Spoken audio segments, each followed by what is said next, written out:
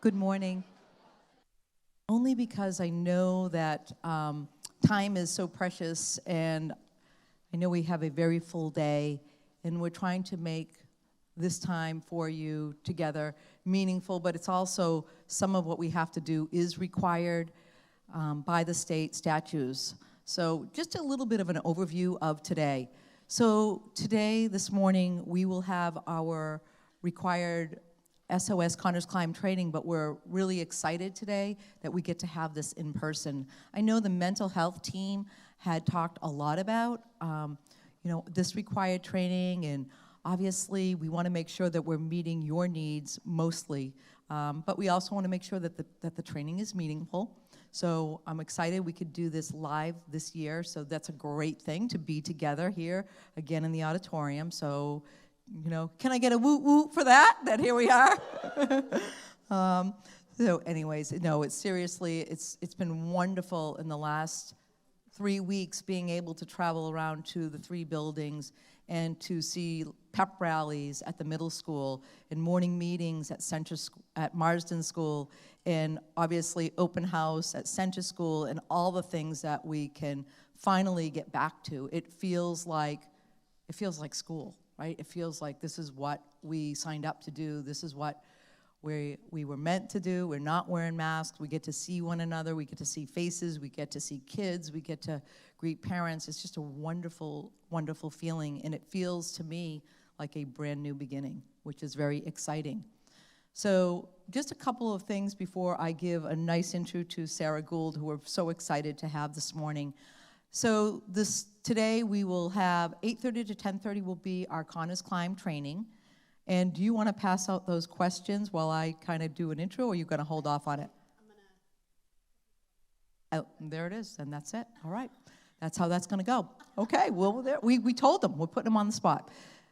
So we'll have 8:30 to 10:30 will be our training. We have a little bit of time between 10:30 and 11 where there will be snacks out there. The coffee is out there. I guess it came late this morning, but it'll be there through 11 o'clock. And if I know Mary Borg and her staff, it'll be there long afterwards.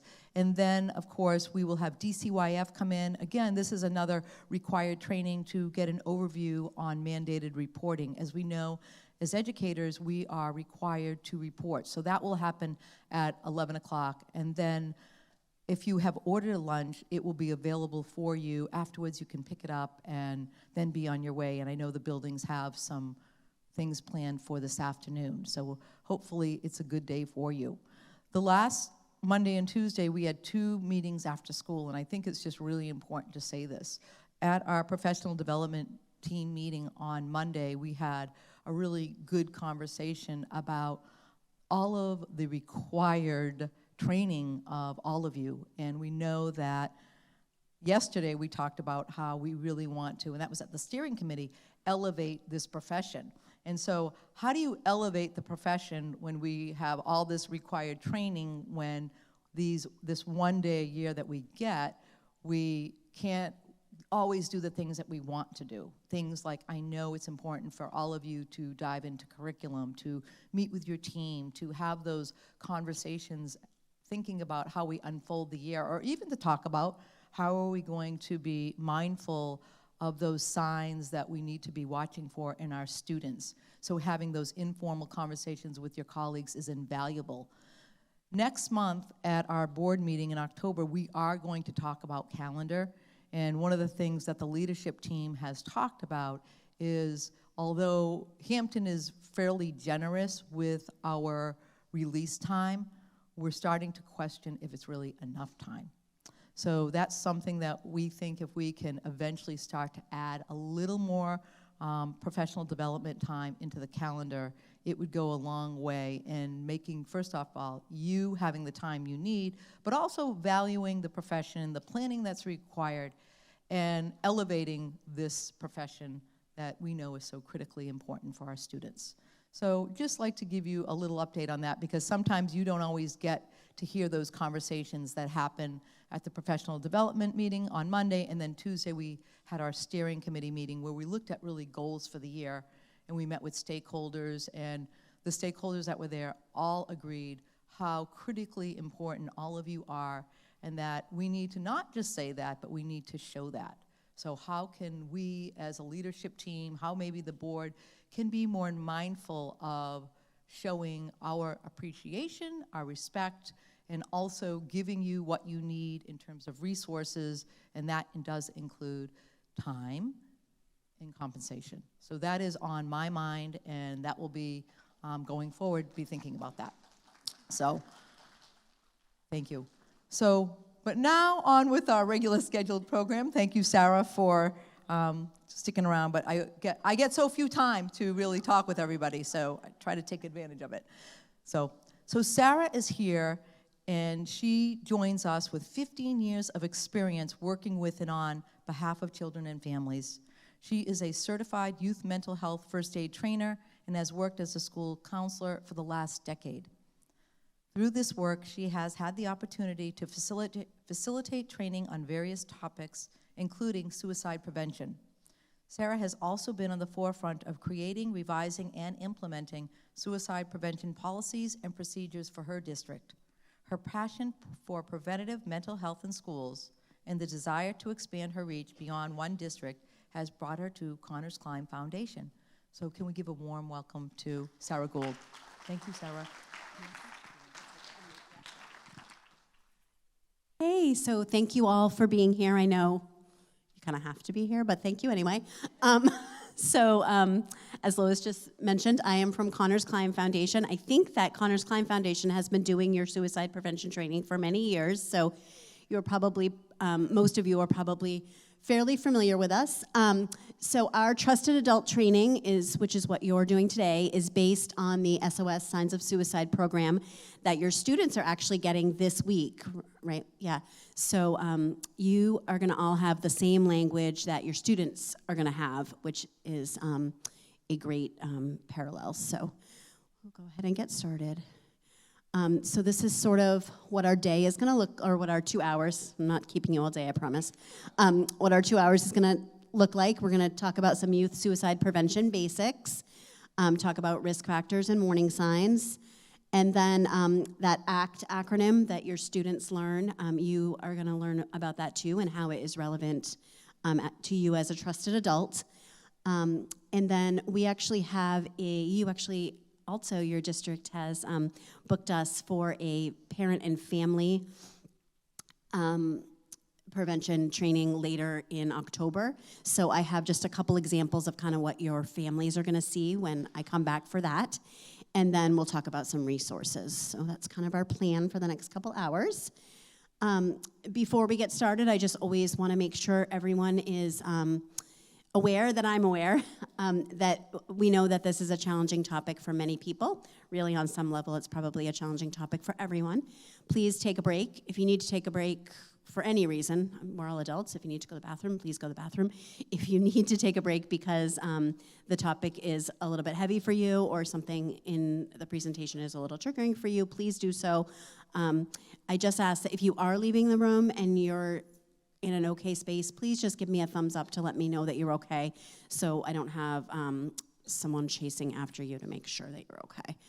And at the same time, I just want to, this probably is a reminder for most people, because I think that most people are aware now, but our Suicide and Crisis Lifeline nationally changed from that big, long 10-digit number that no one could remember to 988. Which is fantastic news for those of us, for everyone, but specifically for those of us in the mental health field, because we're starting to really take mental health seriously on a national level and on a state level. And really, to me, this signifies that we are starting to equate mental health with physical health. If you have a physical health emergency, you're dialing 911. Now, if you have a mental health emergency, you can dial 988.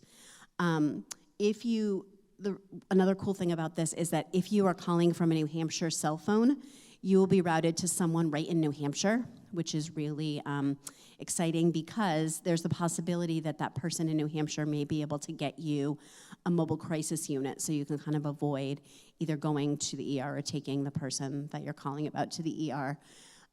One caveat to that, though, is that if you are calling from New Hampshire, but your cell phone is registered somewhere outside of New Hampshire, you're going to be routed to someone in that state. that person is still going to be qualified. They're still going to be able to triage your emergency. They're still going to be able to give you the crisis triage that you need, but you just won't be routed to someone in New Hampshire, so the mobile unit will not be available. All right, so I know that most of you have already know a little bit about Connors Climb, but at Connors Climb, our mission is to provide suicide prevention training and education to schools and communities throughout New Hampshire. A little bit about our history. Connor Ball was 14 years old when he died by suicide. He was from Exeter, New Hampshire, and his mom and a bunch of her friends, honestly, got together and decided that they never wanted another family to go through what they had gone through. So they formed Connors Climb Foundation, and their original goal was to get suicide prevention education into Exeter High School. And once they accomplished that, it really sort of blossomed from there, and our impact has grown. So since our official launch in 2015, which is when we became a nonprofit, 30,000 students have benefited from the SOS Signs of Suicide program, including students here in the Hampton district. 80 schools have received SOS training and support, and we do all of that at no cost to districts. And then more than 5,000 trusted adults have been trained using this training, the SOS, and other information about mental health awareness. All right, and a little about me. Lois gave you the scoop. So I just left the schools in July. So I have been where you are. I was in the schools for a decade, and before that I worked in nonprofits for the most part for Head Start. So I've been in education for a really long time. The reason that I left the public schools is because I really wanted to broaden my reach. I really wanted to be able to do the preventative work that was getting harder and harder to do in the schools with all the crises. And so that's where I'm at. You'll notice these two photos here are not of me. They are the reasons that I do this work. So my oldest, Connor, ironically, his name is Connor, is 14, and my youngest is Emily. She is 8. I chose these particular photos of them because, as we'll talk about later, a protective factor for suicidal behaviors is having a passion and feeling connected to your school and or your community. And so this is my kids in their passions. So Connor, this summer, he played George Banks in Mary Poppins Jr. at the Garrison Players in Dover. And my daughter Emily, her passion right now is cheerleading. So there she is at cheer camp this summer. All right. So how are you guys feeling today? I want to see your fingers. I'll let you guys interpret my little bees there any way you want. But hold up your fingers. Let me know how you're feeling today. Where's everyone at? Oh, I see lots. Oh, I love the ones. Thank you. Everyone's, all right. Excited to be here. I like that. Okay. A couple 2s maybe. Okay. All right. Thank you. It doesn't seem like I'll need to do cartwheels to get you all engaged today. One thing I forgot to say at the beginning is this training is way more engaging and way more interesting if you are asking questions and you're participating in the training. It really is. I want this to be about you and your district, and every district has different needs, and I want to be able to customize this to you. One of the things, the law that says that we have to have 2 hours of suicide prevention, it does not spell out what has to happen in that 2 hours. So it's just suicide prevention education. So the more we can customize this to what you guys really need, the better. So please ask questions. Please participate. Listening to me talk for 2 hours is really not that exciting, I promise. All right, so we are going to, I made the mistake of telling people that picking up the laminated strips at the table would mean that they had to answer a question, so no one picked one up. So now I have to put some of you on the spot. So, but I want you to think about this scenario, and then I'm going to ask for some volunteers to pick some questions out of my bucket to answer regarding this situation. So, and one thing I want to say about this is an exercise to sort of to sort of see what we're coming to the table with. So there are no wrong answers. There's no judgment here. It really is just kind of what you're bringing to the table today. So, all right, so here's our scenario. I don't have time for this. My 15-year-old son's school called today and insisted I take him to the emergency room because he told his school counselor that he was depressed and was thinking about suicide. We sat at the ER for 3 hours, only to have him sent home with a referral for counseling. I know he has been a bit off lately, but my job has me out of town a lot, and I just haven't had time to dig deeper into it. Plus, his 11-year-old sister needs my attention too. I am at a loss. I don't know what to do. All right, so who wants to volunteer to answer one of my questions? Thank you.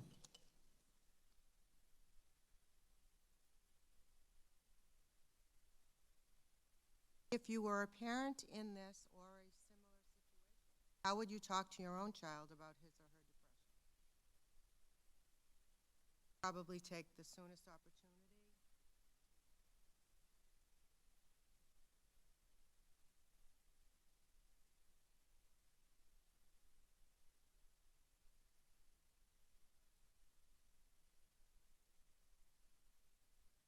What else can we do, you and I? What's going on? Just a conversation. I love that you said take a ride.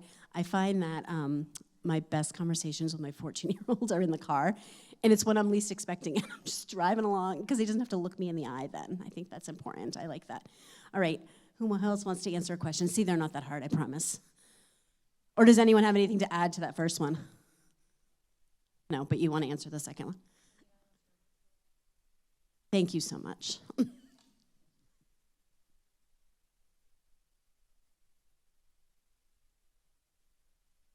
What other information would you like to have about the family? I might want to know what's going on, like how often are the parents home? Are they stable financially? Are they in a good situation with jobs? Where are the children at in terms of school with friends? Have they moved recently? Are they in a new district?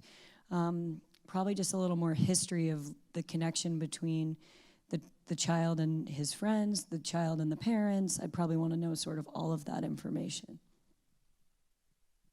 Awesome, yeah. There's lots. This is a pretty vague. So there's lots left to imagination, right? On purpose, by the way. All right, who wants to do? Come on. I don't mind walking all the way up to the top. Awesome, thank you. Get my steps in today. Yeah, perfect.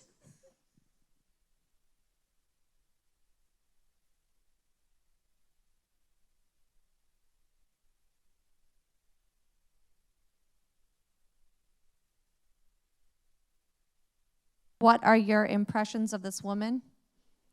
That she's stressed out and doesn't have a lot of support?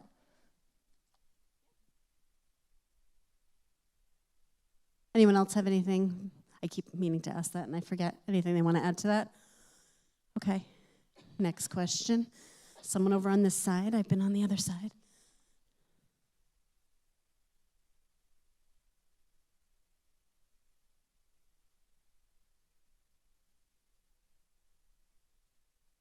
Do I see a hand? Oh, thank you. It's only a few more. Okay. I can't help but feel a little judgy right now. I sort of want to look at her and say, do you have something more pressing in this moment than your child who is threatening suicide? Like, I know you've got a busy job, you've got another kid, but what if he were to decide to make that decision tonight? You know? So I'm feeling I feel sympathetic, but I'm also feeling a bit judgy about it. I feel like she needs to treat it maybe as a more pressing issue. This one says, what other information would you like to have about the family? If this boy was a student of yours, would you feel comfortable talking to him about his depression, about his suicidal thoughts? I think I would try to make him feel comfortable with me, that he could talk to me, but I would also personally feel comfortable pulling in mental health professionals in my building as quickly as possible. I'm definitely not an expert. I mean, I have kids, but this is not my area of expertise, so. So just show of hands, how many of you would feel comfortable talking to him about his depression? And about his suicidal thoughts? Fewer, okay. So part of this training is that we want you all to feel comfortable starting the conversation. Yes, bringing in your school mental health professionals is important, and it's always required, really. But we also want to empower other faculty and staff to have conversations and then pull in the mental health staff, because sometimes other faculty and staff are the people that the students trust. And we want to make sure that faculty and staff are able to recognize signs that a student is struggling. So those are kind of the two goals for this training. All right, I feel like I'm torturing you guys. 2 more questions and then we'll be done. Anyone else want to be brave? Okay. I'm coming.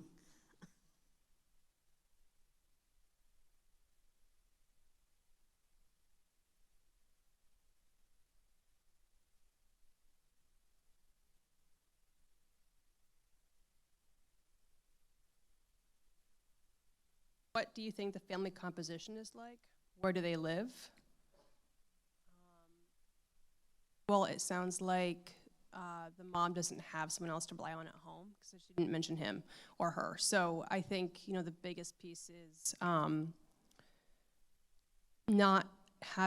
to the ER, not having any of their services. It sounds like they might be more in a remote area that doesn't have the supports that are needed in place to help him.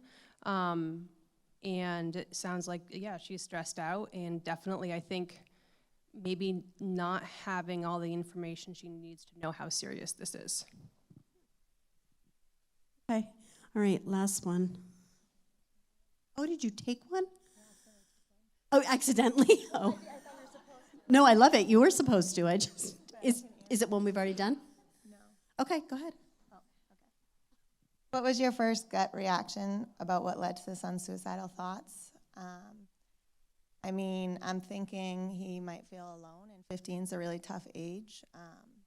I don't really know, but that would be my assumption, just like that's a tough age, and, the isolation and feeling lonely. I didn't think anyone took one. That's why I switched gears a little bit. All right. Anyone have anything to add about this scenario that they think maybe we missed? Did you want to add something? My initial reaction for mom is maybe she's not getting the help for herself that she needs. Because as we all know, helping ourselves is the priority before we're able to be open and listen and be there for somebody else. So that was just my initial reaction for mom's situation. Yeah, I hear it. I agree over here. Yeah, so it's like that when you're on a plane, you put your own mask on first, right? That's the analogy that I hear a lot. Yeah, I definitely agree with that. Side conversation. Oh, okay. But our first thought was, where's Dad? And is that a piece of it? Because we really don't know that information. And what is the relationship with his father, if there is one? Yeah. Absolutely. Where does it say that it is the mom? It doesn't, right? So one of the questions does say woman, but you're right. Yeah, on purpose doesn't say that. Yeah, good point. Thank you for pointing that out. All right, so the point of this whole exercise was really just to get you guys thinking about what you're bringing to the table. So, the question of, what was your gut reaction to why this boy feels this way?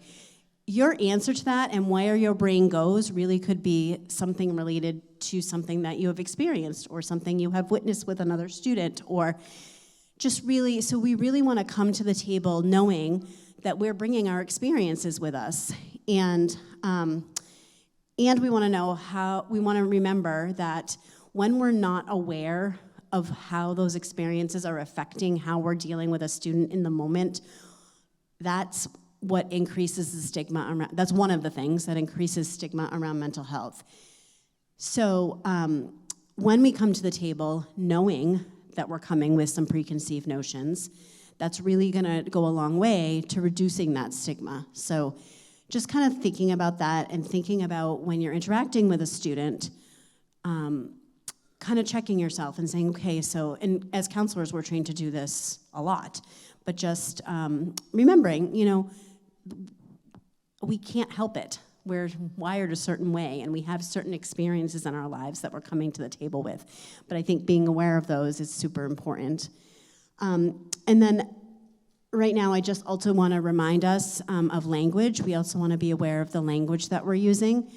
Currently, and throughout this presentation, when I talk about someone that died by suicide, I'm going to use those exact words, died by suicide. We don't say committed suicide. When you hear the word committed, think of a crime, right? Or at least that's where my brain goes. That's my preconceived notion. And so if someone dies from cancer, we don't say that they committed cancer. When someone dies in a car accident, we don't say they committed a car accident, right? So people die by suicide. Another piece of language that I've heard around this is, and I actually used it for a while thinking that I was using respectful language, was completed a suicide, and that's actually not, the experts tell us that that's not actually language we should be using either. Completed is sort of a word that is sometimes associated with success, right? We kind of, when we hear the word completed, some of us may think that that's something that's successful, and we don't ever want to put that kind of a connotation on suicide. So died by suicide is the language that is most commonly used and most appropriate. All right, so I'm going to talk a little bit about some myths and facts around suicide. So I'm going to get you guys moving a little bit. So I'd like you to stand up if you think this is a myth and stay seated if you think this is a fact. So talking about suicide with someone will increase the risk that they will attempt. Oh, you guys are good, all right. It is indeed a myth. So you don't give a person morbid ideas by talking about suicide. If you go into a conversation with someone and they have no thoughts of suicide, if you ask them if they are thinking about suicide, you're not going to give them the idea, and they're not going to say, oh yeah, maybe I do. If, on the other hand, if you go into a conversation with someone and they are thinking about suicide, they're having thoughts, and you ask, that can actually be helpful. That can actually give them a release, give them a place to talk, and help them not move to suicidal behavior from their suicidal thoughts. All right, so the next one. So in a school setting, every mention of suicide, no matter how casual, must be taken seriously and followed up on. So myth or fact? Good job, guys. It is a fact. So almost everyone who dies by suicide has given some clue or warning. And so we never want to ignore something, even if it seems very likely that it's casual or in a joking manner, right? You'll be sorry when I'm dead, or I can't see any way out of this. Those are all things that need to be taken seriously, and they need to be followed up on by a mental health professional, or a school mental health professional in the school setting.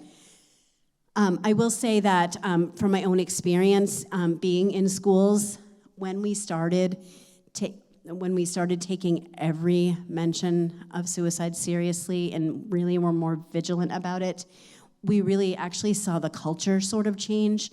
Because when I say this to some schools, they're thinking, I can tell some of the teachers are thinking, oh my gosh, that's all the counselors would be doing all day, would be doing suicide assessments, because this is just the culture in our school. People just say, oh my gosh, I'm going to kill myself when they fail a math test, right? And so, so when we started taking everything seriously, the culture did start to shift. When a student made it to me who had said something like, I'm gonna kill myself when they failed a math test, and I did the assessment and I found that they were low risk, I would use that opportunity to do some education around language and really, okay, so what else could you have said in that moment? You weren't feeling like you really wanted to kill yourself because you failed a math test, so what other language could you use? And then also talking to students about how you never know what's happening around you and you don't know how your words are going to affect the people around you. So really, it really did start to change the culture in the school that I was in. So just food for thought there. All right, myth or fact, depression and self-destructive behavior are rare in young people. Yep, so stand up if you, I'm gonna get you guys moving. Yep, you guys are good. It is definitely a myth. Both things are very common. And I would say now I go to trainings and everyone always gets that one right. And but I think that even just if we went back 10 years, that it would be a little bit mixed. People would say that maybe young people don't suffer from depression or suicidal thoughts as often as we think they do. And I still think we underestimate it. I still think we do. But I think that society in general has been moving toward more awareness around it. And suicide is the second leading cause of death in young people ages 10 to 24. Second leading cause of death. And that's nationally and in New Hampshire. So it's a big issue. So it's hard to do a suicide prevention training without some statistics and facts and figures. I'll try to keep it to a minimum because I know this is not the most engaging content. But this slide is based on the CDC. It's from the CDC website. But it is New Hampshire youth, and it's ages 10 to 24. That's what New Hampshire defines as youth regarding suicide prevention. So you can see suicide is the number 2. You can see the top 6 leading causes of death. I just want to point out number 1 there is unintentional injury. If you think about unintentional injury, that's a really huge, broad category, right? It could be a car accident. It could be, I'm riding my bike and I fall off and I hit my head, and that could be an unintentional injury that causes death. It could be, really could be anything, thank you. It could be drowning, right? There's so many things that fit into that category. And I would say, and this is not supported by any research, this is just Sarah Gould thinking this in her own brain, but I think that others may agree with me, that there are some deaths by suicide that get put into the unintentional injury category because we just don't know. Because it's not, we're not going to put it in the suicide category unless we know for sure. And so some suicides probably look like an unintentional injury. So just food for thought. All right, so these two stats are more national. They're not specific to New Hampshire, and they're not specific to young people. So they are for the whole population. So in 2020 is the latest data that I have currently from the CDC. So in 2020, 46,000 people died by suicide nationally. In addition to those 46,000 that died, 1.2 million attempted suicide, 3.2 million made a plan, and 12.2 million seriously considered suicide. So suicide prevention, if we can get suicide prevention education to those 12.2 million people who are seriously considering it, we're definitely going to be able to reduce the suicide rates in the country, which is very important. And then the next one is also national, and it's all age groups. But this one talks about the means used for suicide. And nationally, firearms are used in more than 50% of suicides. And I will say in New Hampshire, firearms is the number 1 the number one means. I don't know the percentage, so it might not be quite as high, or it might be higher. I just don't know. But it is the number one means. So think about that for a second. Firearms are the number one, and nationally it's more than 50%. Every other means is less than 50%. Sorry about that. So, and here's the interesting part to this. So, in 44 of the 50 states in the United States, firearms are the number one means by which people die by suicide. And in the 6 states that, the 6 states where firearms are not number one, suffocation is number one in all 6 states, which is mostly, for the most part, that's hanging. And the overall suicide rate is lower in those 6 states than in the other 44 states. So what that's telling us is that reducing deaths by firearms is reducing the overall rate. It's not that if people don't have access to firearms, they're deciding to attempt suicide in some other way. A lot of them are just not, because if they don't have access to the firearms, then you don't see the behavior. So reduction of access to firearms is a really good preventative method. And there's actually some really good work being done in New Hampshire right now around reduction of access to firearms.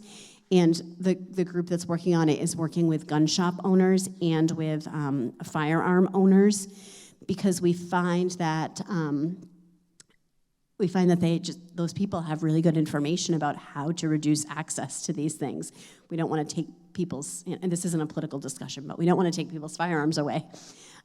However, an example of that is that research shows that the best way to store a firearm is to store the firearm unloaded in one safe and lock it up, and then store the ammunition in another safe and lock it up. And some firearm owners were saying, okay, so the reason I have my firearm is for self-protection, self-defense. So that makes no sense for me. That doesn't work for me, and I'm not going to do it.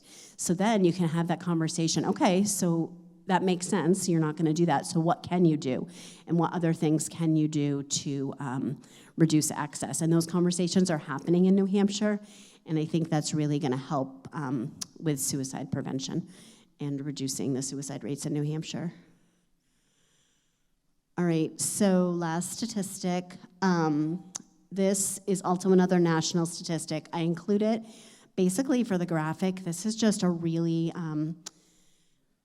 engaging graphic, in my opinion. So for every 1 person who dies by suicide, there are 4 hospitalizations related to suicide, 8 emergency department visits, 27 people that say that they attempted suicide, so they're self-reporting. So there's probably more. And then for every 1 person who dies by suicide, 275 people have thought about it, seriously thought about it. So it is a huge problem in the United States, and suicide prevention is really something that we all need to take seriously, which is why Connor's Climb really worked to get that law on the books. All right, so COVID-19. I don't know where we are with COVID-19. I can't decide. Someone on my daughter's cheer team just tested positive yesterday, so now we're all on watch. None of us have symptoms, but we're all on watch. And so, and then I know the district that I worked in is saying that the numbers are on the rise there. So I don't know where we are. I don't think we're out of the woods yet. But I know anecdotally that mental health among youth has risen from what I've seen through the COVID-19 pandemic. I don't know why. I have my guesses on the reasons, but I don't know why. But when we look at the actual numbers of suicide deaths throughout the pandemic, they've actually marginally declined. So between 2019 and 2021, the raw numbers of suicides in New Hampshire among young people has declined. It didn't, statistically, it wasn't a difference, but the actual raw data showed there was a decline, and that's actually consistent with national trends right now. Between 2019 and 2021, nationally, suicide rates have either marginally declined or stayed the same. However, that doesn't mean that we need to have a parade and do cartwheels and say that, we don't need suicide prevention education anymore, because there are a large percentage of people in the population now who have mental health symptoms, right? Mental illness, symptoms of mental illness, and they're probably going to continue. And so we know that a mental illness is a risk factor for suicide and suicidal behaviors. So we really need to continue our quest to educate people on the risk factors, warning signs of suicide, and suicide prevention, so that we can be proactive and make sure that all those folks that have symptoms of a mental illness and mental health difficulties are getting the help that they need. All right, so why does suicide happen? I bet if I asked you guys, you'd all have the answer, right? You all know exactly why it happens. So we know that it's never the result of one single factor. Untreated depression is one factor, drinking or drug use, isolation, loss of hope, access to guns, access to any lethal means, but we saw in that slide that guns are the biggest percentage of suicides, and then thoughts of suicide. So all of those things kind of mixed together in this mixed up Rubik's Cube it's a really complicated process, right? And we don't really know why suicide happens. What we do know, though, is that generally factors that affect suicide are broken down into 3 different categories: risk factors, warning signs, and then precipitating events.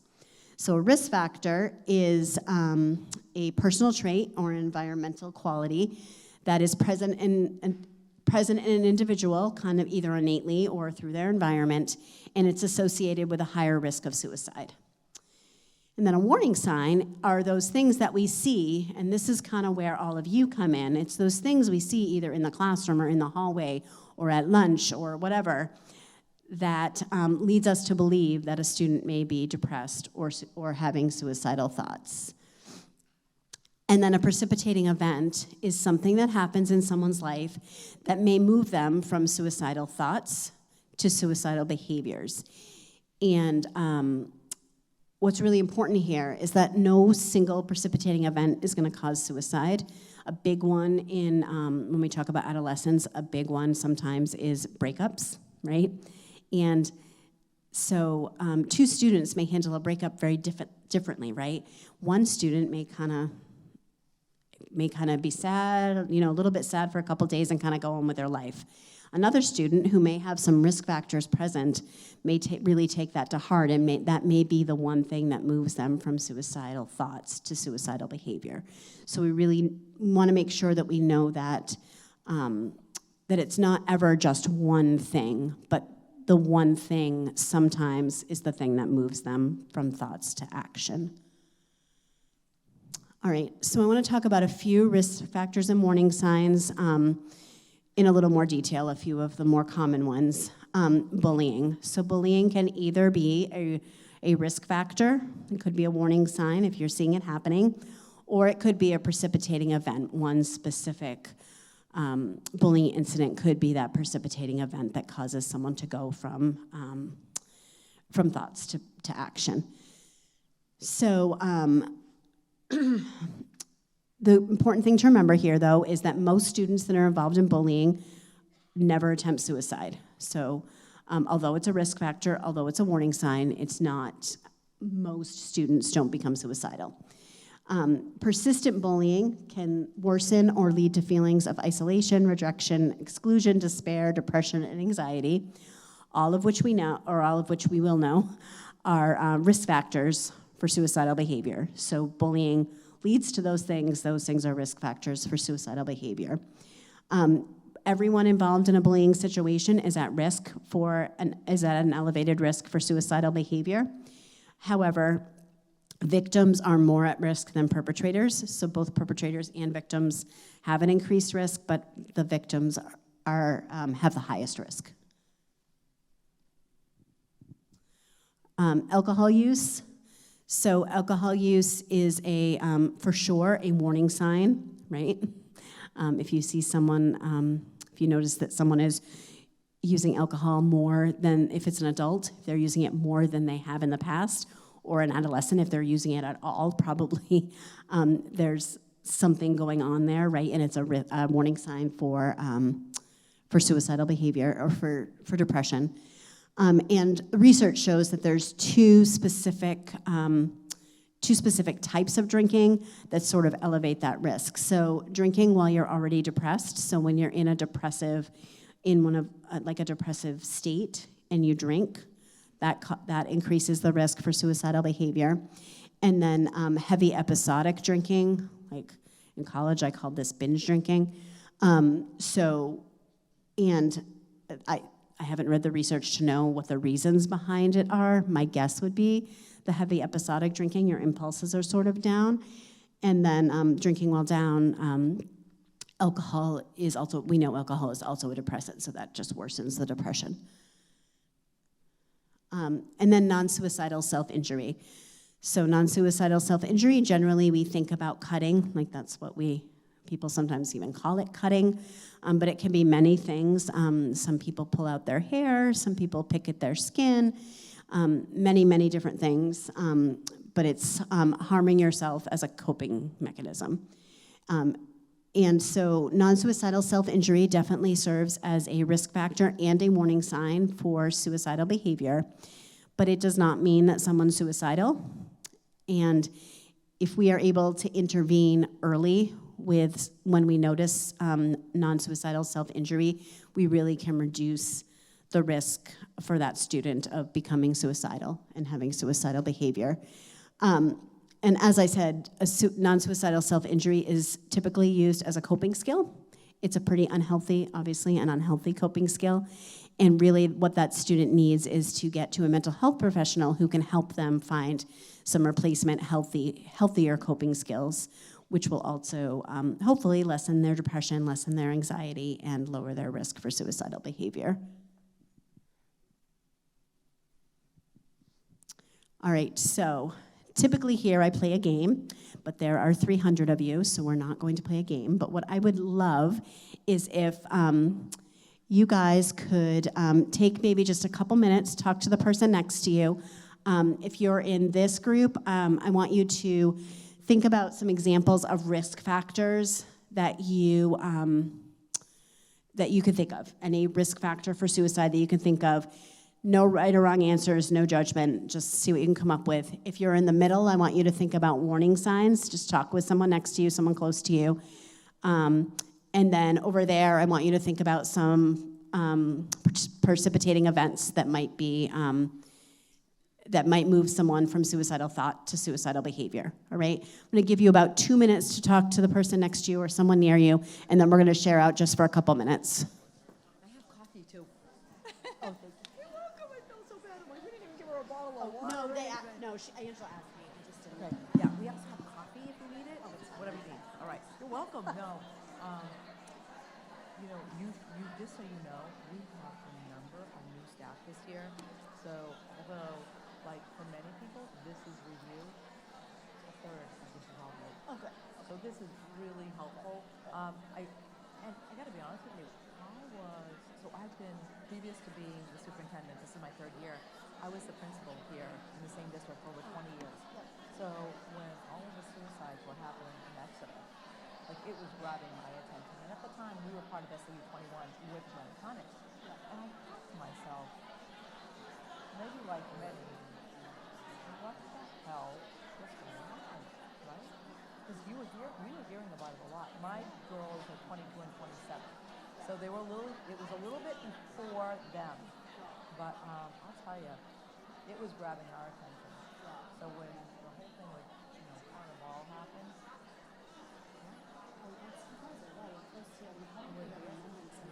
we are. So I'm curious, and I bet that people here probably know him or the family. Like my prep director is from Exeter. I have a friend who's like, when I took this job, she was like, oh, my sister as a student. So anyways, Yeah. So thank you. Yeah.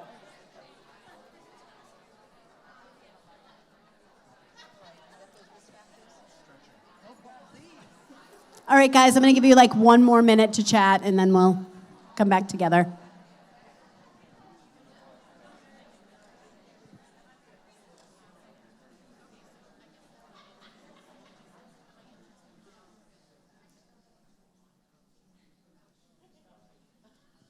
Oh, you're done. I was about to set my timer, but you're done. Nice. All right. All right. I'm going to start over here. We'll start with the precipitating events. Anyone want to share over here what they came up with for a precipitating event? Okay. All right. You want to share a few? Chronic illness was one of the ones we talked about, financial hardship, divorce, unfaithful partnership, what else? Going to school or school pressure. Have any others? Pressures from families, to name a few. All right, anyone else?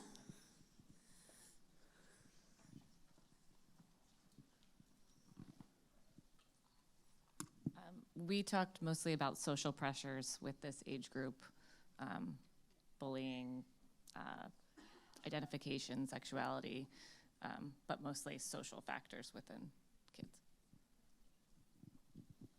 Yep, and so remember, precipitating events are specific events.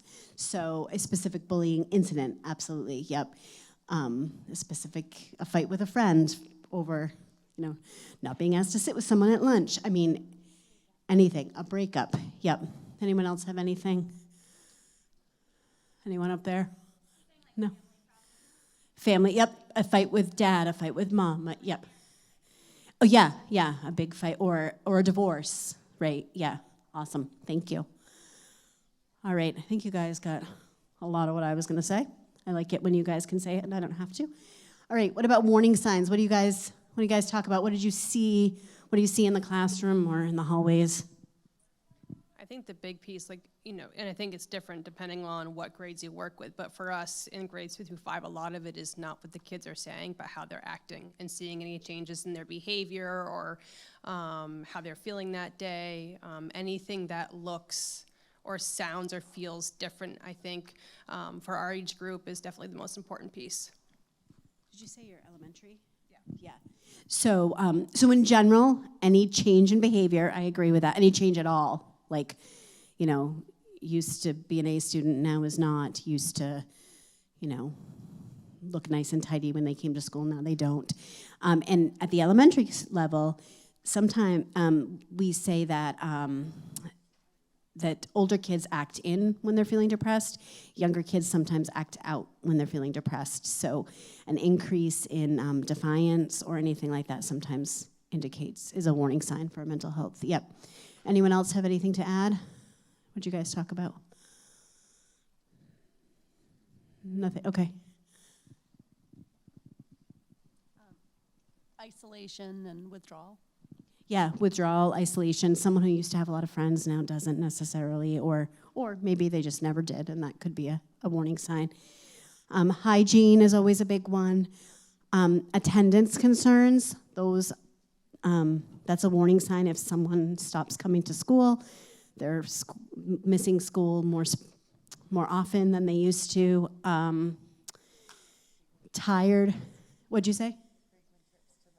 Frequent trips to the nurse is another warning sign. Yep. Sleeping in your class is a warning sign. Could be all kinds of things. Did you have something to say, or are you just looking at me? Okay. Anyone else, any other warning signs you guys can think of that we missed? No. That's okay.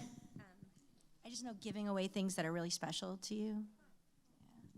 Yeah, it sounds kind of stereotypical, but that is actually a warning sign for sure. And the other warning sign is when, which is kind of counterintuitive, but when someone has been sort of sad, depressed, isolating, and all of a sudden they're like almost euphoric, that's actually also a warning sign. When people are struggling, they see suicide as a solution to their problem and to their psychological pain. So when they've made a plan, sometimes, not every time, sometimes they become almost euphoric, and that's because they feel like they have a solution to their problem. So, all right. They also have the energy to carry it out, and they have the plan, and they be on medication, and medication is now kicking in week 3 or 4, and they're like, oh, I actually can think about how I'm going to do this, and they do. They become euphoric almost, yeah. All right, so risk factors over here. What did you guys come up with for risk factors? Losing a parent at a young age. Yep. So, yep, loss of a loved one. Anything else? We came up with the idea that people that were using a lot of social media would possibly be at a risk because of like groups maybe that encourage, like that make like idealize, like glamorize suicide, and also people that are comparing themselves to unrealistic like body images. Yeah, I would agree. Like social media is definitely a risk factor if it's not used in the right way. I mean, there are some really great uses for social media, right? But anyone think of any other risk factors? So risk factors, remember, are those things that are kind of innately there or in their environment.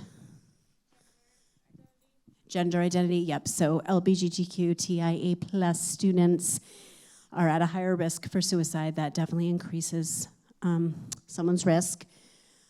Anyone else? So a history, oh, go ahead. I'm gonna let you. A traumatic brain injury. Oh, any traumatic injury, yep. Trauma in general, yep. Family history of mental illness, is that what you're gonna say? Yep. Postpartum depression, yep. So just an underlying mental health condition increases your risk. Could be postpartum, could be anything. Family instability, yep. Family history of suicide. Yeah, so there's a history of bullying is a risk factor. So if someone has kind of been bullied their whole life, that's a risk factor. All right, you guys had the idea. Awesome job, guys. Thank you for participating. It's important. All right, so now we're just gonna quickly practice identifying risk factors, warning signs, and precipitating events in a student. So this is Jamie, and Jamie is a very friendly and social 8th grader whose aunt recently died by suicide. Jamie has also been treated for anxiety in the past. At school, Jamie is a very active and competitive with the debate team. In the last month, Jamie has missed 3 days of school, which is unusual, and has been doing poorly in your class as well as in a few others. You overheard that Jamie was seen crying in the bathroom. Today you find out that Jamie suffered a breakup. Jamie's sitting in the back of your classroom between classes. So who can tell me, just if you can just speak them out, who can tell me some of Jamie's risk factors that you see in there? Trauma from what? From the suicide, yep, okay. The breakup might be that precipitating event that kind of moves her from thought to action, right? History of anxiety, yep, that's a risk factor. The family history, yep, that's a risk factor. So the attendance would be a warning sign, yep. Yep, she missed 3 days of school, which is unusual for her. So some students might miss, I mean, I know my kid is missing a day of school today. He's going to an appointment for some testing. And that wouldn't be a warning sign. So some kids missing 3 days would not be a warning sign, but for Jamie it is, right? Because they tell us that it's unusual. Sitting in the back of the classroom, yep, that would definitely be a warning sign, yep. What else for warning signs? What else are you seeing out of Jamie or hearing about her that she's doing poorly in her class? Yep. Crying in the bathroom. Yep. So, and then that precipitating event could be the breakup. We already mentioned that. Or it says that the aunt's death was recent, so that could also be a precipitating event or a risk factor because it's the family history of suicide. All right, you guys got them all. And I keep saying this, and I just haven't had time to do it. I need to add sitting in the back of the classroom as a warning sign. That wasn't one that I had on there, and every group that I've done so far this school year has mentioned it, and it is definitely a warning sign. All right, so what is your role in all this? So it's kind of a little bit of a doom and gloom picture right now, right? I don't mean to be that way, but it is an important topic, and you all have a role to play. So we talked about the Rubik's Cube, how it's kind of lots of factors that are going into it, right? And it's all a complicated puzzle there. And the thing to remember, though, is although it does seem pretty gloomy, that it is preventable. And it's preventable by learning about risk factors and warning signs, learning what to look out for, learning how to have conversations with students. And we all can, and reducing access to firearms, there's a number of ways that we all can help prevent suicide. It is preventable. Risk factors, warning signs, and precipitating events all put someone potentially at risk. Don't need to have all three. You can have just one. You can have two. It doesn't matter. So when we know that someone is potentially at risk, we can act. So the acronym ACT is acknowledge, care, and tell. So acknowledge, you want to acknowledge when you're having a conversation with a student, you want to acknowledge that you're seeing signs of depression or suicide, and you want to let them know that you're taking it seriously. So, hey, Jamie, your friends told me that you were crying in the bathroom this morning. What's going on? I really care about you. I want to help. And care, let the student know that you care about them. So I said that in my acknowledge, but just letting students know that you care is so important, and that you can help, or that you can get them to the help that they need. They need to know that there's a solution other than suicide, and you're going to help them find it, which likely will be by telling your school mental health professionals and or your administration. Just at this point, I just want to remind everyone that you do have a school protocol. Angela let me know that one of the school psychologists is going to email it out to you all, so you will have your school protocol. I do have some copies if anyone wants a hard copy. I have Hampton is Saving Trees, which I love. So I do have a few copies if anyone needs one. But nothing I tell you is going to trump your school protocol. Nothing I tell you is going to probably be different than your school protocol, because I'm sure that best practices were used to create it. So, but yeah, the T in ACT is very important. We want to make sure that we're always telling someone the information that we have and getting the student, if it's a crisis situation and you think the student is in danger, getting the student to the appropriate mental health staff right away. All right, so we talked about at the beginning that talking about suicide isn't going to increase someone's risk. It's actually probably going to decrease it. It won't put the idea in someone's head. Instead, it lets them know that you are a safe person. And if you can't ask about suicide, find someone that can. Either have the conversation with someone else, a school mental health professional, or just bring them to the school counselor or the school social worker.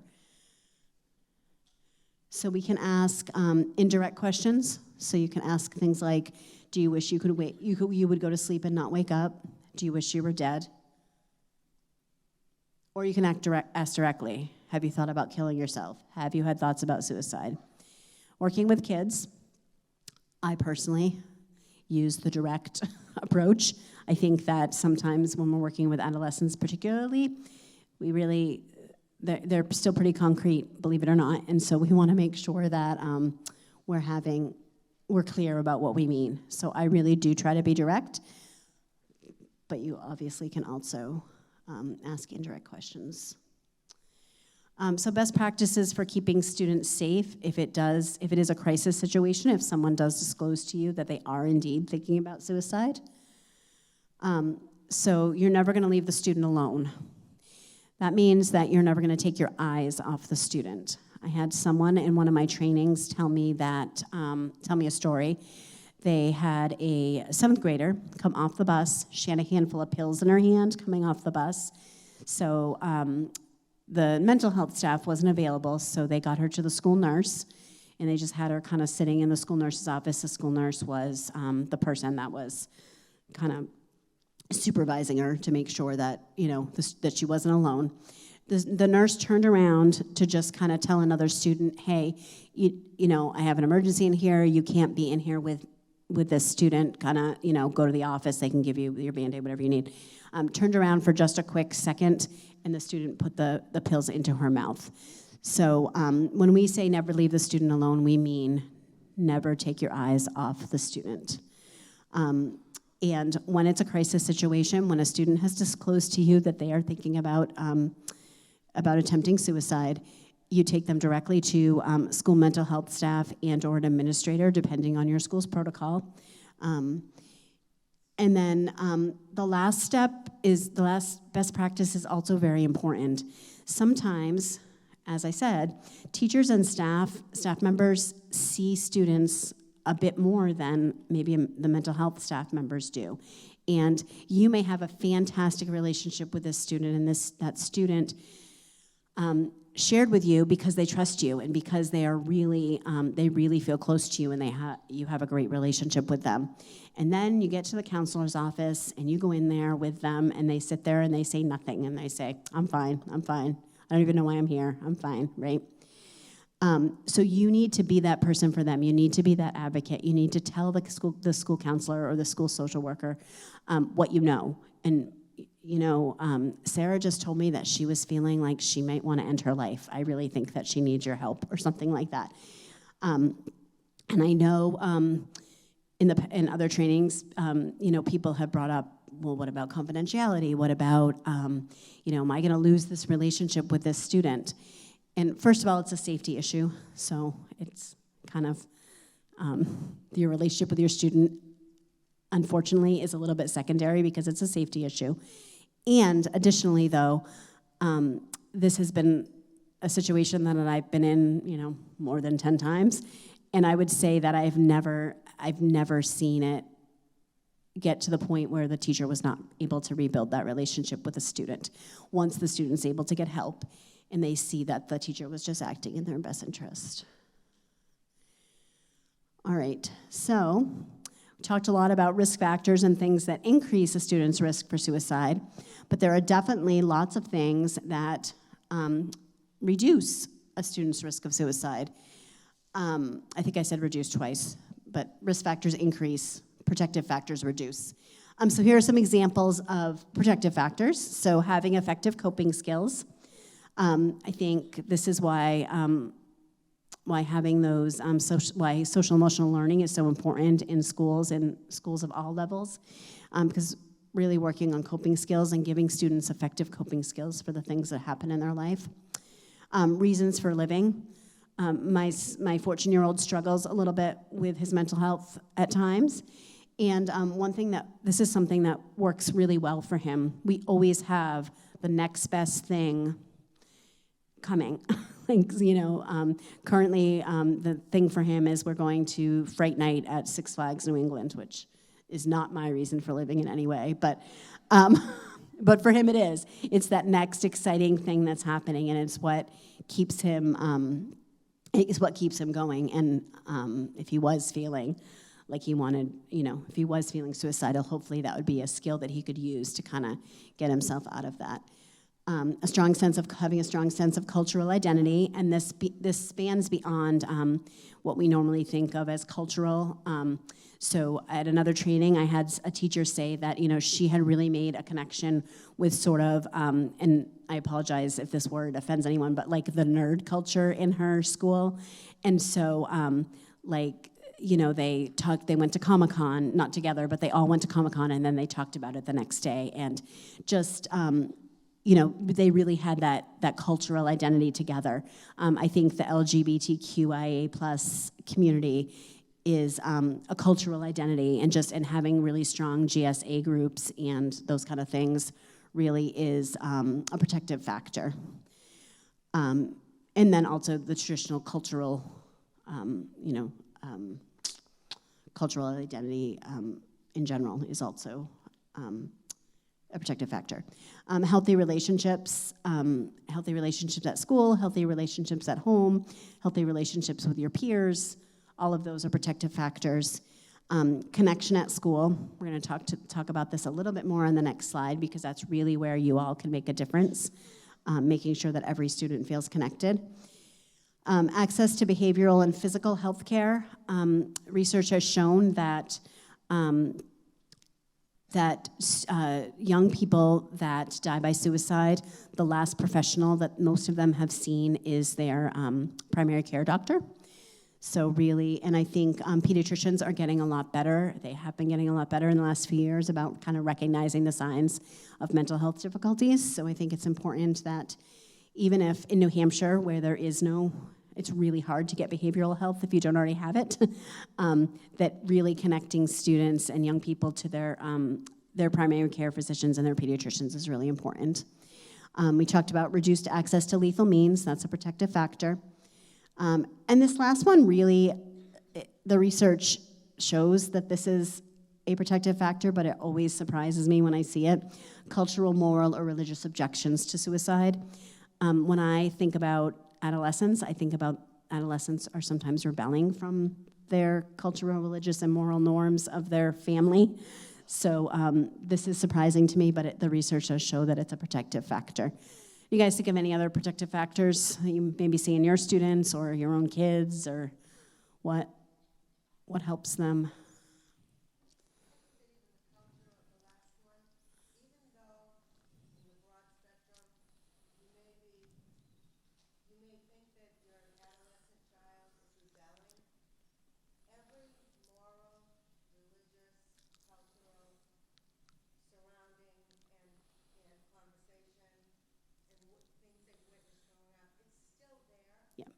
You're right.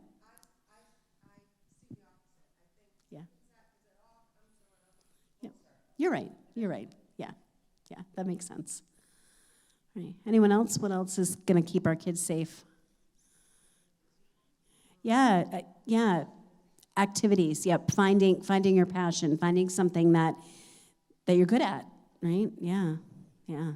Just in general, a high self-esteem is a protective factor.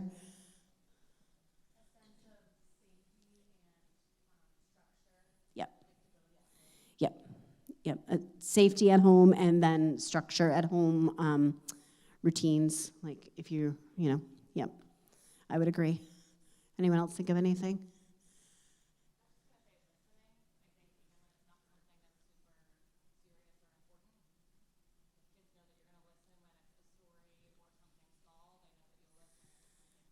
Yeah, I agree. That kind of goes back to the safety, feeling safe at home, feeling like you have someone that's going to listen to you. Regardless, yeah.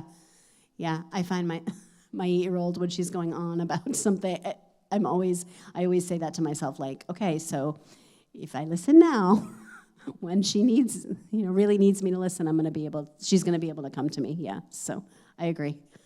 All right.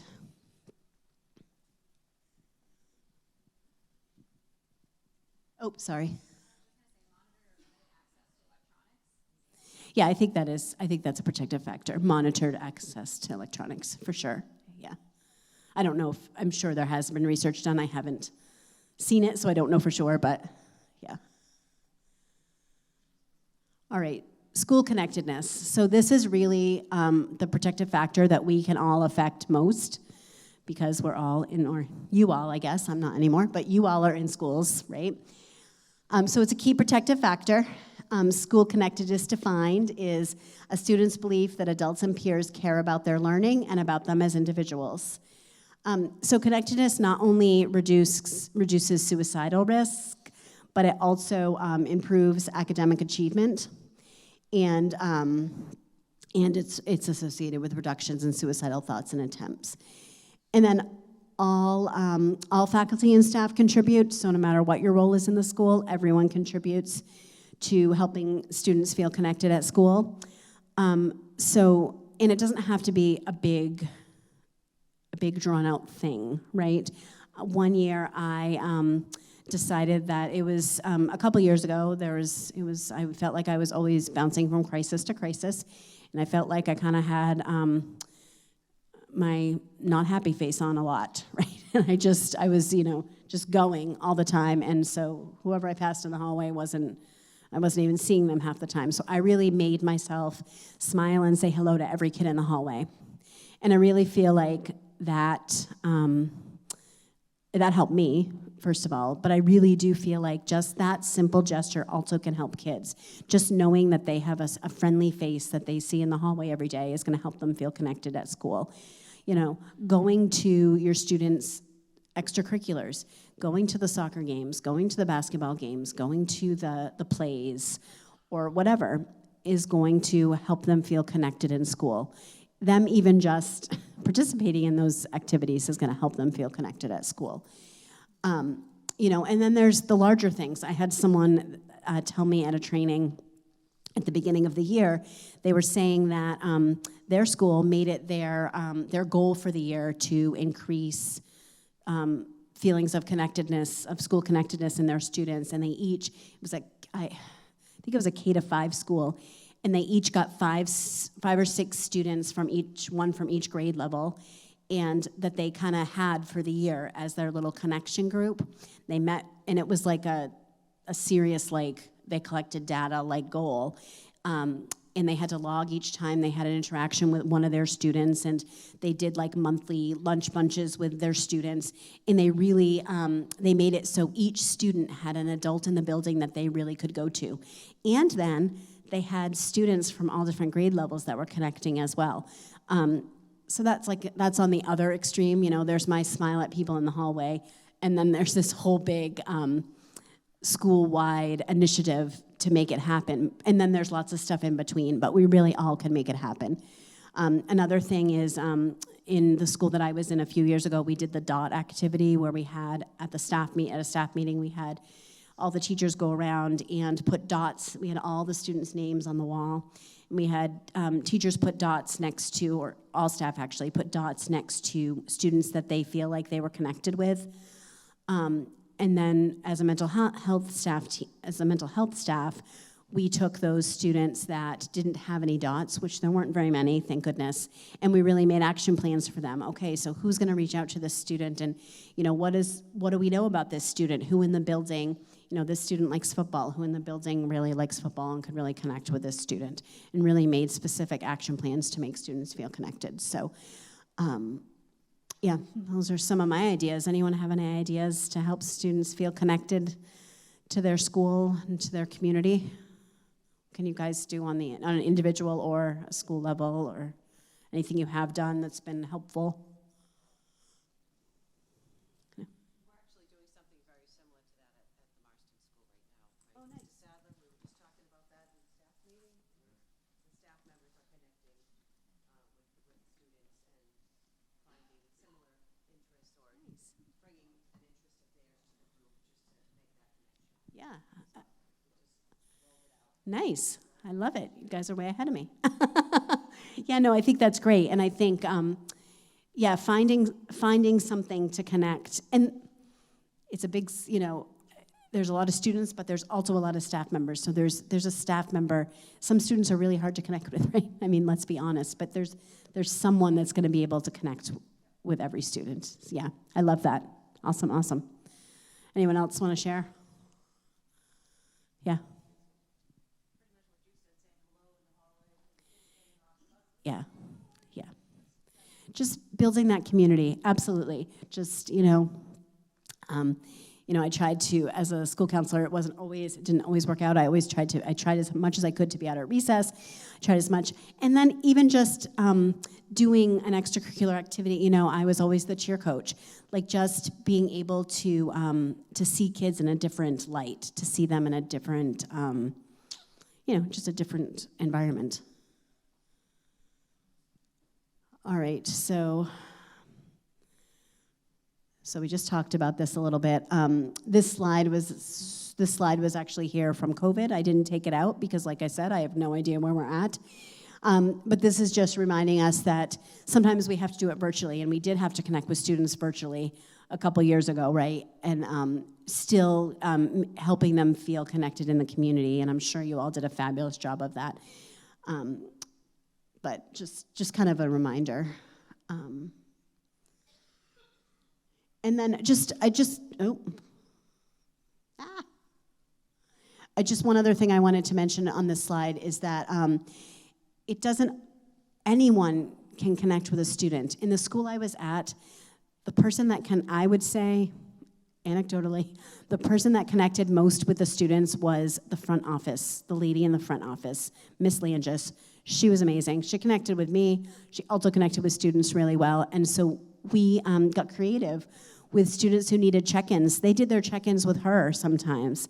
And it wasn't like, oh, you're gonna go have a check-in with Miss Langis. Here, can you bring this down to the office for Miss Langis? And Miss Langis would know that when someone came down with that blue folder that she was supposed to kind of have a quick conversation with them and see how their day was going. So really, we can get creative with it too. It doesn't have to be the traditional stuff that we always think about. All right, so we're gonna practice talking with Taylor, who is a junior. And we're just gonna practice talking with her about what's going on with her, and we're gonna use the ACT acronym, so that acknowledge, care, and tell. So Taylor is a popular and outgoing 11th grader, and he or she has been very withdrawn and irritable over the last month, which is uncharacteristic.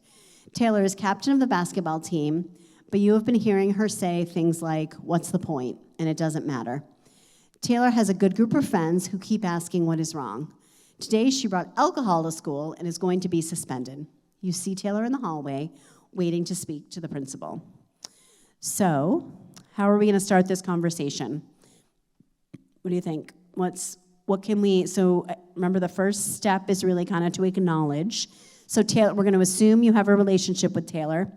We're also gonna assume that we're really pushy and that we're really, because Taylor's not gonna be very kind to us, so we're gonna really make sure that we are gonna be pushy, probably pushier than I would be in a general situation, but we're gonna pretend for a bit. So how would you start this conversation? If you're gonna acknowledge kind of what you've been seeing from Taylor, what might you say? Who can help?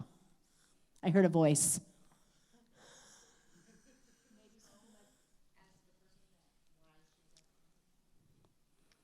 Yes, you do.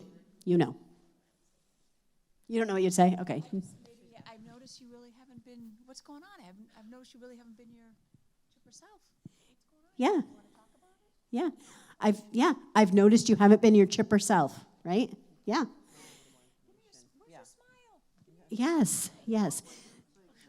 What were you thinking? Maybe.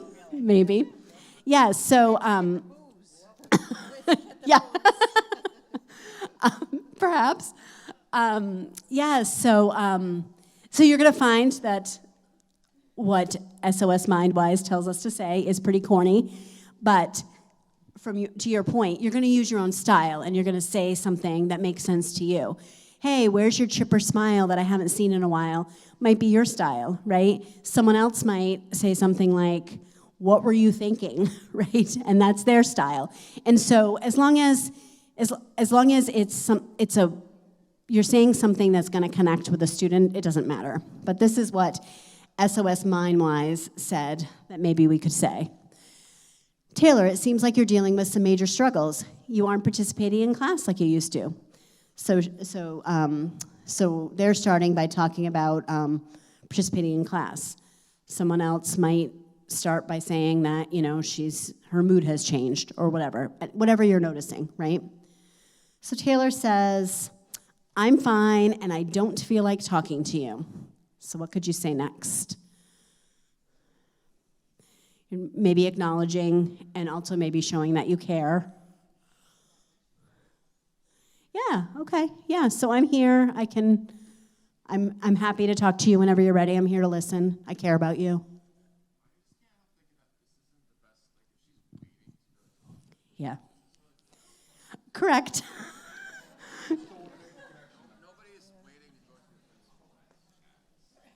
Right. Agreed. No, I see your point. And also other people have brought up that it's kind of that It's sort of like that fine line between like she needs to have discipline because she brought alcohol to school, but clearly there's something else going on, so we need to kind of find that balance. So other people have brought that up too. But I like what you said. You still need to make a connection with her, or someone needs to. Maybe it isn't you, but we're going to assume that you're the one that has the relationship with her. Did you have something to add?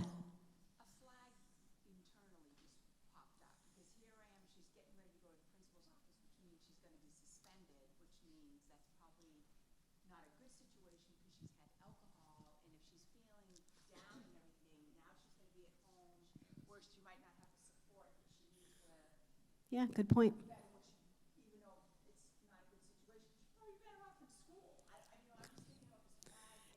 In a safety issue. Yeah, good point. Yep, good point. Yeah, okay, you don't want to talk. How can I help you? Right, I care about you. I really want to help. How can I help? Yep, when you're ready.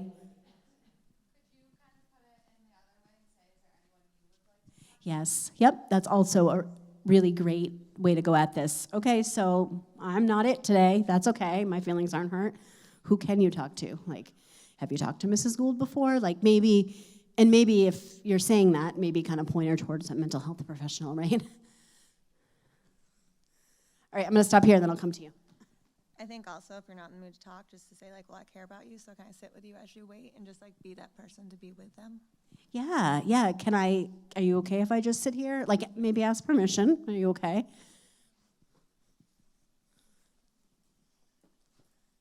I don't have my Fitbit on today, I should have.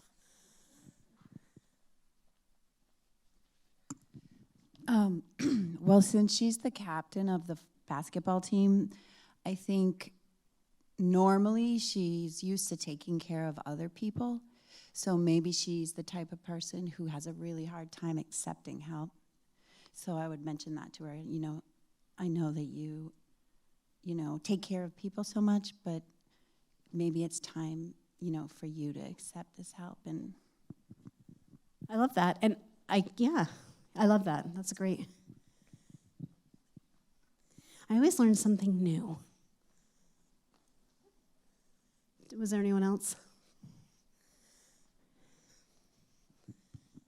I think I got brought up before as well, but talking to the principal first, because if she's being suspended, it's different behavior, but maybe even asking her, do you want me to come in the office with you, so you have a support in there? Yeah, I think that's a good idea too. Like, do you want me to talk to the principal with you? Absolutely. All right, so SOS MindWise says, I understand you don't feel like talking to me, but your friends say that you aren't talking to them either. I care about you, so I'm going to keep trying. I said I'm fine. Okay, so this is where we're going to get pushy. Okay, MindWise wants us to get pushy. This is maybe where I would say something like, okay, I'm here. Yeah, I'm going to check in on you. Do you want me to go in with you? If not, I'm going to check in on you after. I'm going to have Mrs. Gould check in on you. Something like that. But if you were going to push on, what might you say? Maybe you could acknowledge something else that you're saying. Exactly, yeah. Say that again. The decisions that she made. Yeah, so. The decisions that you're making, the way that you're acting, show me that you are not doing that. Exactly. Exactly. So yeah, that's kind of even clearer than that maybe. Drinking at school does not tell me that you're fine, right? You can talk to me. I can help. Okay, so, and we all know that this is not the way this is going to go, but we're practicing, okay? Okay, my life sucks. It's not fair. But you don't need to worry much longer because I won't be around. So now what do you have to do? Stay with her, and you probably should ask the question, right? Probably should ask. So when people say things like that, it can mean that they're thinking about ending their life. Have you thought about suicide? And regardless of what she says, because she's probably not going to say Yeah. Regardless of what she says, you're going to get her help at this point. Don't freak out. I was just joking. Too late? Okay, yeah. Yeah. So what would someone use for words? What do you think? What would you use for words at this point? Yeah, I have to take this seriously. Yeah, what you said was pretty heavy. Yep, those are some good word choices. What else? Anyone else?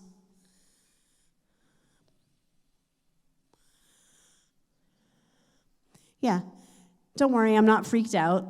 Even though you may be freaked out, you can tell her you aren't. I know we're not supposed to lie, but you can tell her you aren't. But it seems like you're really hurting, and I know things can get better. And then we talk about our mental health professionals. So we have people at school who know how to help kids who are dealing with big issues. Help how? So Mrs. Bowen will help you will know how to get you the help you need. Let's go see her now. All right, what's she gonna say? Anyone want to guess what she's gonna say to that? Yeah, maybe. Is she gonna want to go? Yeah, no. I don't want to talk to anyone else. I'll just get in more trouble. She's already in trouble. And I don't know about you guys, but how many students really think they're going to get in trouble for having some mental health difficulties? Like, I've experienced that, and that's why we're here, to kind of reduce that stigma and normalize it a little bit. But can we just drop this? Can she drop it? No, okay. So, no, I can't drop it. Your safety is too important to me. Let's walk down to the counseling suite. They'll help us figure out what to do next. So you started the conversation with her. You had the conversation. It got to a point where it was a crisis situation, and you were worried about her safety. So that's when you have to tell your mental health staff and get her there. So this is where this ends. But the hope is that she's going to say, okay, and walk down with you, and then you're going to tell the principal that that's where she is. But if she doesn't, if she's like, nope, I'm not going, what do you do? What do you think?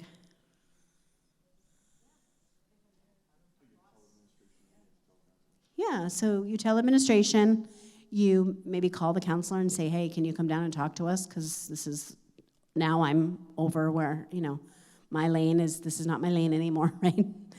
I need some help, I need support. Taylor needs support. Can you come help us? Yep. Of course. Nobody expects to find themselves in this situation, right? I'll be the first to say it. We don't expect to find ourselves in this situation. But I'm going to tell you something that might be surprising or alarming or all of the above. We have found ourselves in this situation. And it's very unsettling. I think that's the word that comes first. And I was, when I was the principal at Marsden, even several years ago, we had a situation where the students it was in March of 2020, it must have been in that time because it was a time when I was the principal and Nathan was the assistant. And we had a situation at home that was flagged by our GoGuardian. And it was like 9, 10 o'clock at night. And I remember Nathan was dealing with the technology piece of it, and I was calling with the parent at 10 o'clock at night. In the last couple of years, as I've sat at the SAU office, I get copies of all these referrals. This is happening in Hampton. So I just want you to realize that it's really important, right? I kind of at the beginning of it, I said we're gonna sit through this required training. There's a reason we're sitting through this required training, because when it comes, just to know, first off, that you're not handling it alone. That's what you should you're not expected to handle it alone, but you could find yourself in a position where you need to get somebody help, or parents could come to you asking for help. When I was principal at Marsden, there were times that there was no way we were going to send students home based on what we saw, what we heard, what was reported. So I just wanted to interject, because although we're role-playing right now, and you never hope you're in a position, I want you to be mindful of there could be a time you do find yourself in this position, because you never know what adult or what child is going to connect with you on a level that lets you into that side of them, that vulnerable side that they decide to share with you. And you just need to know that you have a team behind you. And it's not, the message, you don't have to be a therapist to be therapeutic. You just have to show caring, compassion, and kindness. Agreed with everything. Yeah, so, and I just wanted to add too, I do try to keep it a little light. I try to be funny. Sometimes I don't succeed. But I know that, but this is a serious topic, and I'm not making light of the topic. I'm sort of a little bit making fun of MindWise, because they're corny. But, so, and it happens everywhere, and no one, some schools do think they're immune, but it's everywhere. And I did a training last week where they divided the middle school and the high school from the elementary schools. So I had a room full of elementary school staff, which typically they're mixed in like they are here. And so it was just a totally different training, because the school psychologist stood up and said, no, we are seeing this. I do assessments a lot. And but I think that sometimes at the elementary level it's so different and things look so different that you just forget, or you don't know, because it looks different than it does with adolescents. So thank you for saying that. Yeah, I think that's important, an important message. All right, so kind of along those same lines, you do not need to be the expert here. You're human, and you're not gonna have all the answers. If you came in here without any mental health credentials, you are leaving here without any mental health credentials. Hopefully, I'm just gonna help you be able to maybe see some signs and symptoms, and also just feel a little more comfortable talking to students that are struggling. You are not expected to deal with a mental health crisis on your own in any capacity. And it's common to feel uncomfortable. There are times, I've been doing this for 10 years. I've probably done, I can't even tell you the number of risk assessments I've done for suicidal behavior. And there's still times when I feel uncomfortable. So it's okay to feel uncomfortable. You're probably going to feel uncomfortable. So make sure that you're taking care of yourself, and then also that you have supportive people in your life that you can talk to if you need to. If you're having a conversation with a student, if you feel like you're kind of their trusted adult, and you've noticed that they've been struggling, you've talked to the mental health staff, you haven't actually had the conversation yet, and it's not like an emergent thing like it was with Taylor, it's more like you just really want to check in with this student. Talk to someone beforehand, before you have the conversation. Talk to your school mental health staff and ask them, what can I say to this student? Maybe even have that conversation with that student together. But talk to someone beforehand to kind of get some ideas. And then if it is more of an emergent situation, make sure that you're debriefing that with your staff, with anyone else who is involved, with your administrator. And then also just debriefing, with the person that you have maybe outside of work, not breaching any kind of confidentiality, but just, hey, often my husband gets, I had a really tough day today, I had to do X, Y, Z. I had to send a kid to the hospital, whatever. Just making sure that you're getting the support that you need for yourself. And then, I know this hopefully goes without saying, but don't keep anything you learn a secret.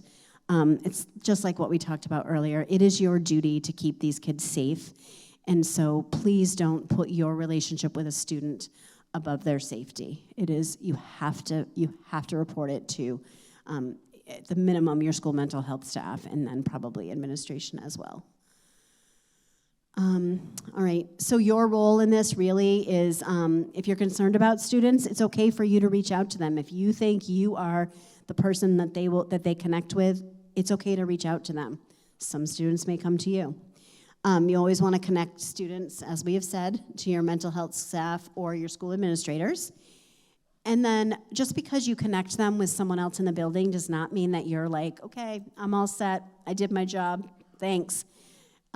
They came to you for a reason, or they disclosed something to you for a reason because they trust you and they care about you, probably the same way that you care about them. So continue to check in with them. And make sure that you're still communicating with your mental health staff. Hey, you know what, I think Sarah had a fight with her dad last night. You might want to check in with her today. Or, Sarah told me about this fight and I'm really worried that today's going to be a rough day for her. Whatever you need, but just make sure you're continuing to check in with a student and check in with your mental health staff and kind of giving them updates as needed. All right, so action steps for after this training, we're gonna help build protective factors in our students in all the ways that we all talked about. You guys had some great ideas. Keep an eye out for students that are struggling. Now you maybe have a better idea maybe of what to look for. And then making sure that you understand your school's policy. It's gonna be emailed out to you. If you need a hard copy, I have one. All right, we're gonna skip Sam. But I do want to let you watch this video because, and do I have sound? I didn't even think about that. I should be all set? Okay. All right, so we are going to watch Connor. So this is what one of the videos your middle schoolers may see, depending on, the facilitators have a choice of what videos they show. This is they call it a refresher video, but it's a good example of one of the types of videos that your middle school students will be seeing. And this is a real person. His name is Connor, and he kind of tells his story. Not my son Connor, not obviously Connor Ball, but his name is Connor. And so the MindWise, the SOS program for students has real students telling their stories like Connor, and then they also have some round table discussions where students are sitting around and talking about these issues amongst themselves, and the students and your students are watching the videos. And then they also have dramatizations. But these are my favorite, these real life stories. So I'm gonna show you this one just so you have an idea of what students are seeing. To learn about suicide prevention. You'll hear from some experts and Connor, a student whose friend acted to get him help when he was struggling. This can be a difficult topic to think about, but it's important to learn how we can help each other. Just remember, act. Acknowledge signs of suicide in a friend. Show your friend that you care. Tell a trusted adult. Act is how you... So they're learning the same thing that you just learned. So you guys are all gonna have the same language, which is nice. Remember the 3 steps to help yourself or a friend. It might just save someone's life. My name is Connor Lee, and I'm 16 years old. When I was a child, I would say I was very energetic. I was very extroverted. I liked to hang out with my friends a lot. I was diagnosed with ADHD at a pretty young age. There were a bunch of challenging times for me. I was bullied a lot, and I started to hate myself. So the depression sort of started at elementary school age. It didn't get too severe until towards the end of middle school. I actually felt sad like all the time. I just felt drained of like all positive emotion. I wouldn't do schoolwork. I didn't really want to talk to anybody. Every time I got home, I sort of just like laid down and just accepted nothingness. Feeling sad is usually a temporary thing that's related to something that happened in someone's life or some situation or event. Feeling depressed is when someone is experiencing maybe sad feelings and probably a bunch of other kinds of things that feel bad too over a long period of time, and that it's getting in the way of doing things that people typically like to do. Depression impacts many parts of your life. It causes big changes in your feelings and actions. It can cloud your thinking and increase risk for suicide. I felt, even with my friends, I was alone. I wanted to be funny, so I put on a face for my friends, but on the inside I was just hurting. I felt like I wasn't enough for the people around me, and I felt like I could be doing so much more. but I just couldn't. I just started to feel like alone and that I didn't matter, and that maybe I was just better off just not being alive. I think because we know our friends, we tend to know when something is a little bit off, regardless of whether or not they openly state that they want help or that something's wrong. And stating that, hey, I am here for you, I want to help you. My girlfriend at the time, she decided that she would take initiative and she would go talk to the school counselor. At that point, I was starting to feel suicidal. I talked to her about it a couple times. One of the things the school counselor made me do was she handed me a paper to ask, on a scale of 1 to 10, how do you feel on most days? How many times have you had suicidal thoughts? Which really made me see that this was much bigger than I had thought it was before. I was tired of hiding, so I made a post about it, telling everyone how I was actually feeling and that I had been portraying this character to them and it wasn't actually me. It got a lot of support, and I think it helped make me feel better. So the majority of people who are thinking about suicide have something like depression, either depression or some other mental health condition going on. Depression is definitely something that is treatable, and people feel much better afterwards. So there are different ways that people can feel better. One of them is by taking medication. Sometimes it's also by going to counseling and talking to someone to talk through problems or to think about other ways to cope. So some healthy coping strategies would be connecting with others. So making sure that you're not isolating yourself, but that you're spending time with your friends. Exercising as well. So if you're an athlete, just making sure that you're continuing to take part in those activities, as well as journaling. So if you're someone who likes to write, using that as a mode of self-expression. I went to therapy, and the first session I felt very awkward. I didn't want to be there, I didn't want to talk about it. It did help though. Getting to actually talk about it, even though it was awkward, getting to say how I felt to someone. I am in a good place now, and the things that help me are, theater is a big one, because that's my passion.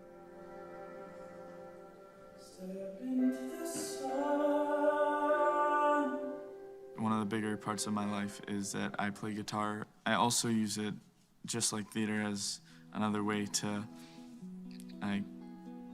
find an escape, to go home and I can play guitar and I can be happy with that. And I'm really happy that I can be myself and be who I want to be.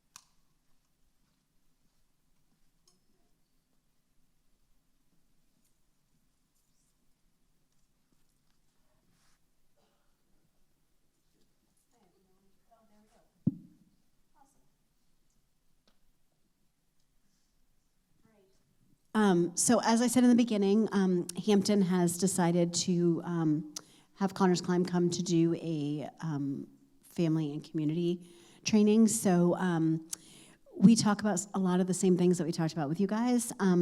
We talk about what to do if your child, if you're as a parent, if your child is worried about a friend. So talk about, listening, when to contact the friend's parents, all of that stuff. And then we give them the same resources and make sure that we let them know, they can contact the school for help if they need it. And then also just talking to your own children. We talk about ways to kind of broach the subject. And this can be true for students too, if you're really wanting to start that conversation. Sometimes having something tangible to kind of talk about is helpful. And one resource that Connor's Climb provides is our mental health action plan cards. You can get these. I have a few over here, but we also have them on our website. You can direct parents, or you can do these with students too. And it just asks students to think about who their trusted adults are and who their trusted peers are. And they put them in. If you do it online, you can actually type them in, and then you can print it all with everything, all the information on there. And then students just have this. They can keep it with them. It has 988 on there if they ever have a mental health emergency. And then they also have the names and numbers of people they can call when they're struggling. So it's just one of our resources.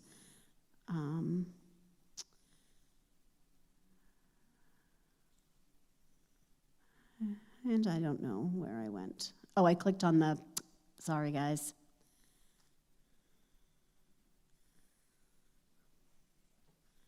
I went to our website. I didn't mean to. All right. All right. And then just a quick couple plugs for Connors Climb. In addition to doing trainings for the community, we also are trying to just promote mental health awareness in the community. And one way we do it is through our Stick It to Stigma games. So we have work with local hockey teams, K-12, and then college level, and it's just an awareness game. And so if that's something that you're interested in, you can reach out to me. I can help. We provide you with everything you need, and really, it's you can fundraise for your organization if it's like a youth hockey organization or whatever, and then just really it's about building awareness around mental health. We're actually, I can't remember what the date is, but we're doing UNH men and women's games coming up in November, I think. So these are just some photos of some of our games. The photo on the far left, the middle one, that's Tara Ball, our founder, in the middle there, at one of our Stick It to Stigma events. Connor was a hockey player and a baseball player, so that's why we do the hockey events. And then just a plug for our very fun event in Exeter that's coming up on Sunday, our annual 5K. You can register if you wanted to walk or run. Feel free to stop by and register on Sunday morning. We're there starting at 8. So, and that is all I have for you guys today. So I do have, the handouts over there are not, you don't need to take them. I just have them if you need them. There's, it's like an infographic of the ACT model, and then just some other information about signs of suicide. Yeah, and I have some Connors Climb swag, and I can answer any questions that you have. Other than that, thank you so much.